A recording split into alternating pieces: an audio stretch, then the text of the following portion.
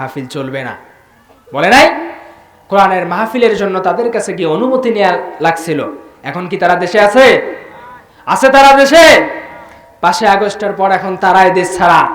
বরং আলেমদের জন্য আল্লাহ তাআলা, তাওহীদি মুসলমানদের জন্য আল্লাহ তাআলা এই জমিনকে উন্মুক্ত করে দিয়েছে। কথা বলেন ঠিক কিনা? মন্ত্রীরা সব কোথায় গেল, কোথায় কাদের কাকা, তাদের ছাড়া দেশটা কেমন লাগে ফাঁকা ফাঁকা। ঠিক কিনা? বলবো মন্ত্রীরা সব কোথায় গেল, কোথায় কাদের কাকা, তাদের ছাড়া দেশটা কেমন লাগে ফাঁকা ফাঁকা। পালাবে না চায় না তাদের দেখা, তাদের ছাড়া দেশটা কেমন লাগে ফাঁকা ফাঁকা। ঠিক কিনা? আইন মন্ত্রী আটকে গেল আইনেরই ফাঁকে, দাড়ি ছাড়া দরবেশের ভণ্ড ভণ্ড লাগে। দেখেছেন আপনারা মিডিয়ায়? আইন মন্ত্রী আটকে গেল আইনেরই ফাঁকে, দাড়ি ছাড়া দরবেশের ভণ্ড ভণ্ড লাগে। শুনছি কত নেতা নেত্রী হইছে ভাই গ্রেফতার, শুনছি কত নেতা নেত্রী খাইতেছে ভাই ডান্ডা, বিচারপতি কালামানিকের ফাটিয়েছে নাই আন্ডা। ঠিক কিনা? মিডিয়া আপনারা দেখেন নাই? পলকেরও ঝলক গেল থামিয়ে নেটের চাকা, তাদের ছাড়া দেশটা কেমন লাগে ফাঁকা ফাঁকা। ঠিক কিনা? কই গেল সেই সংসদেতে মমতাজের গান, কোথায় গেল হযরত বলা শামীম ওসমান। কই গেল সেই সংসদেতে মমতাজের গান, কোথায় গেল হযরত বলা শামীম ওসমান। ইনু মেনন দীপু মনি আছে কারাগারে, পাপ করিলেও পাপ কখনো ছাড়ে কি আর তারে। কোথায় গেল স্পিকারের দৃষ্টি আঁকা বাঁকা, তাদের ছাড়া দেশটা কেমন লাগে ফাঁকা ফাঁকা। ঠিক কিনা? কোথায় গেল আরাফাত আর ব্যারিস্টার সুমন, কথা বলার সময় তারা করে নিয়োজন।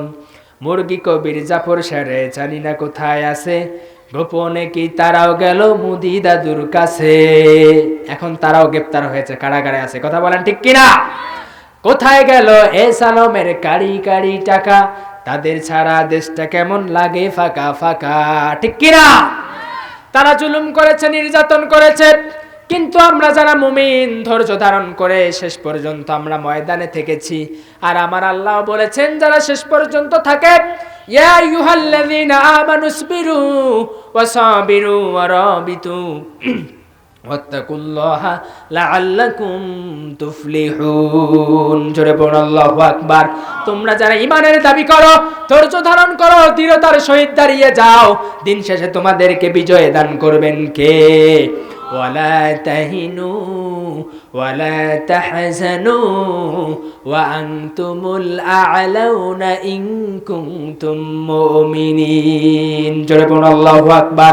আল্লাহ বলেছেন হতাশ হইও না, দুঃখ করো না, জেনে রেখে দাও তোমরা যদি মুমিন হও দিন শেষে তোমাদেরকে বিজয় করে দিবেন কে? আরো জোরে বলেন কে? হাক্কান আলাইনা নুনজিল মুমিনিন। আল্লাহ রাব্বুল আলামিন জানিয়ে দিয়েছেন জমিনে যারা মুমিন তাদেরকে বিজয়ী বানিয়ে দেয়া আমি রবের দায়িত্ব।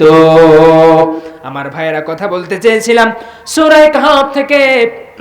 কোরআনুল কারীমের 18 নম্বর সূরার নাম হলো সূরাতুল কাহফ। এই সূরা আসহাবে কাহফ সম্পর্কে আলোচনা করা হয়েছে, এজন্য সূরাটির নাম রাখা হয়েছে সূরাতুল কাহফ। প্রিয় ভাইয়েরা আমার, সময় অল্প, আপনি একটুখানি গভীর মনোযোগ দেন। আমরা একটু সূরা কাহফের ফজিলত জেনে নেই।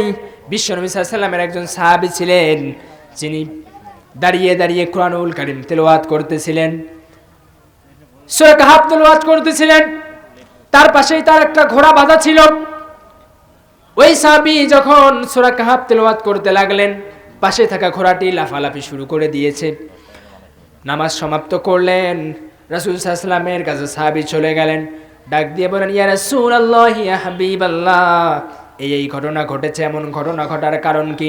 রাসূল বলল, আমার সাহাবী শোনো, তিলকাস সাকিনাতু তানাজ্জালাত লিল কুরআন। ও আমার সাহাবী, কোরআনুল কারীম তিলাওয়াত করবার কারণে আল্লাহ রাব্বুল আলামিন তোমার উপর প্রশান্তি নাজিল করেছিল। পড়েন সুবহানাল্লাহ। প্রিয় ভাইরা আমার, এই সূরা কাহফের ফজিলত হলো মান ক্বারা সূরাতুল কাহফি ফি ইয়াউমিল জুমআতি আদাআ লাহুন নূর মা বাইনাল জুমআতাইন। বিশ্বনবী সাল্লাল্লাহু আলাইহি ওয়াসাল্লাম বলেছেন, জুমার দিন যদি কোনো মানুষ সূরাতুল কাহফ তেলাওয়াত করে, আল্লাহ রাব্বুল আলামিন এক জুমা থেকে অপর জুমা পর্যন্ত তার ঈমানের নূর বৃদ্ধি করে দেয়। সুবহানাল্লাহ। শুধু তাই নয়, আবার আর এক হাদিসে বিশ্বনবী বলেছেন, মান হাফিযা আশারা আয়াতিন মিন আউয়ালি সূরাতিল কাহফি আসামা মিন ফিতনাতিদ দাজ্জাল। বিশ্বনবী সাল্লাল্লাহু আলাইহি ওয়াসাল্লাম বলেছেন, যদি কোনো মানুষ সূরা কাহফের প্রথম 10টি আয়াত মুখস্থ করে, আল্লাহ রাব্বুল আলামিন তাকে দাজ্জালের ফিতনা থেকে রক্ষা করবে। সুবহানাল্লাহ। আপনাদের সুবহানাল্লাহর আওয়াজ এত কম কেন? প্রিয় ভাইরা আমার, এবার আমরা চলে যাই সূরাটা কেন নাজিল হয়েছে। সূরার শানে নুজুল একটু জেনে নেই।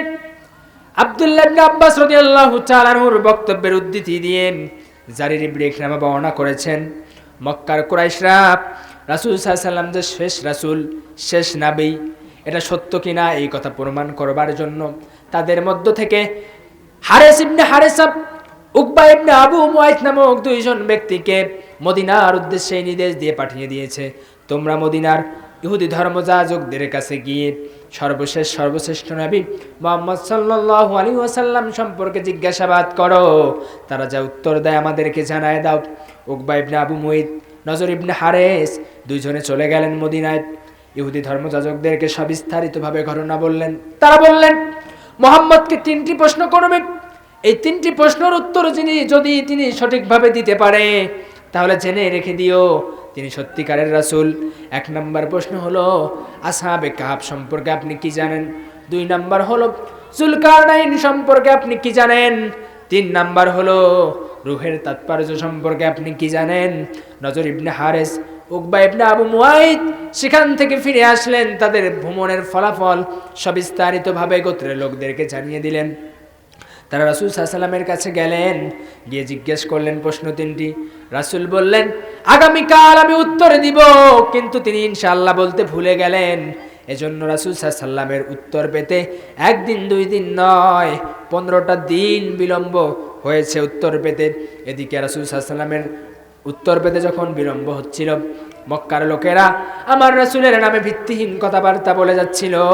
রাসূল সাল্লাল্লাহু আলাইহি ওয়াসাল্লাম কষ্ট পেলেন, হতাশাগ্রস্ত হলেন। জিবরিল আমিন 15 দিন পর যখন আসলেন, রাসূল জিবরিলকে দেখে 2 চোখের পানি ছেড়ে দিয়ে কাঁদে আর ডাক দিয়ে কয়, ভাই জিবরিল, তুমি কি দেখোনি মক্কার মানুষ আমাকে কত কটূক্তিমূলক কথা বলল? ও ভাই জিবরিল, তুমি কেন আসলে না? জিবরিল আলাইহিস সালাতু ওয়াস সালাম উত্তর দিলেন, ও ভাই, যতদিন পর্যন্ত আমি জমিনে এসেছি, যতদিন পর্যন্ত আসব, আপনারা আমার রবের নির্দেশ ছাড়া আমি জিবরিল আসতে পারবো না। সুবহানাল্লাহ। এখান থেকে শিক্ষা নিতে হবে, আমরা যদি ভবিষ্যতে কোনো কাজ করতে চাই, আমরা বলবো ইনশাআল্লাহ। কি বলবো? ইনশাআল্লাহ আমরা বলবো। প্রিয় দিনী ভাইয়েরা আমার, এখন আমরা চলে যাই এই সূরার আলোচনা। সূরা আল্লাহ রাব্বুল আলামিন 7 জন যুবকের কথা বর্ণনা করেছেন। রাসূল সাল্লাল্লাহু আলাইহি ওয়াসাল্লাম পৃথিবীতে আসার 400 বছর পূর্বে রোমানদের একজন শাসক ছিল, নাম ছিল দাকিয়ানুস। জোরে বলেন তো, নাম কি ছিল? দাকিয়ানুস ছিল নাম। জোরে বলেন, কি নাম ছিল? একজন বাচ্চা ছিলেন রোমানদের, তার নাম ছিল দাকিয়ানুস। এই শাসক ছিলেন অত্যন্ত জালেম। এই শাসক এমন শাসক ছিলেন, তিনি নিজেও আল্লাহকে মানতেন না, রাষ্ট্রের জনগণকেও আল্লাহকে মানতে দিতেন না। যদি কেউ আল্লাহকে মানতে চাইতো, তাহলে তাকে পাথর মেরে পৃথিবীর থেকে বিদায় করে দিত। এই রাজা পৌত্তলিকতা, মূর্তি পূজার শিরক দিয়ে সমাজকে পরিপূর্ণ করে দিতে চেয়েছিল। প্রিয় ভাইরা আমার, এখনো গোটা পৃথিবীর অসংখ্য দেশে অসংখ্য শাসক রয়েছে, যারা রাষ্ট্রের সাধারণ মানুষগুলোকে দিয়ে জোর করে শিরক করাতে চায়। আছে না নাই এমন শাসক? এমন শাসক এখনো আছে। ওই বাদশাও তাই করেছিলেন, জোর করে রাষ্ট্রের জনগণগুলোকে দিয়ে শিরক করাতে চেয়েছিলেন। এজন্য রাষ্ট্রীয়ভাবে একটা মেলার আয়োজন করা হয়। ওই দিন মানুষগুলোকে পৌত্তলিকতার পূজা করবার জন্য, শিরকে লিপ্ত হওয়ার জন্য বাদশার রাষ্ট্রীয় পক্ষ থেকে নির্দেশ দেয়া হয়। তো ওই মেলা থেকে একজন যুবক উঠে গেলেন, কেননা ওই যুবক চিন্তা করেছেন, আমরা যেই মূর্তিগুলোকে পূজা করি, যেই মূর্তিগুলোর পূজা অর্চনা করি, এরা কেমন করে আমাদের রব হয়, কেমন করে আমাদের প্রভু হয়, অথচ তাদেরকে আমরাই সৃষ্টি করেছি। যাদেরকে আমরা সৃষ্টি করেছি আমরাই তো তাদের স্রষ্টা।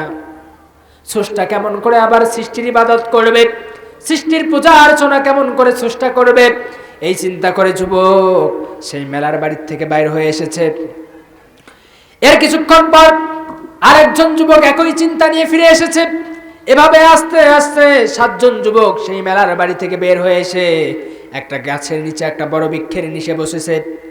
এমতাবস্থায় সবাই যখন বসে রয়েছে, প্রথম যেই যুবক এসেছে তিনি চিন্তা করলেন, সবাই যদি এভাবে বসে থাকি, কেউ যদি কথা না বলি, তাহলে এটা কেমন দেখায়।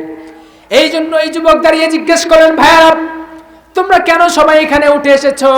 কত সুন্দর চমৎকার আয়োজন মেলার বাড়িতে, কত সুন্দর অনুষ্ঠান চলছে, তা রেখে তোমরা কেন এখানে এসেছো? এবার বাকি যুবকদের মধ্য থেকে একজন বলল, ভাই আপনি তো সবার আগে এসেছেন, এই প্রশ্নটার উত্তর একটু আপনি সবার আগে দেন। এবার ওই যুবক চিন্তা করলেন, কেন যেন মনে হয় এরা সবাই আমার মতো একই চিন্তা চেতনা নিয়ে এসেছে। এজন্য এই যুবক নির্ভীক কণ্ঠে যে কথাটি বলেছেন, আল্লাহ রাব্বুল আলামিন সেই কথাটি কোরআনুল কারীমের মধ্যে তুলে ধরেছেন। ওই যুবক বলেছিলেন, ওয়ারাবাতনা আলা কুলুবুহুম ইয ক্বামু ফাকালু রাব্বুনা রাব্বুস সামাওয়াতি ওয়াল আরদি লান নাদউয়া মিন দুনিহি ইলাহা লাকাদ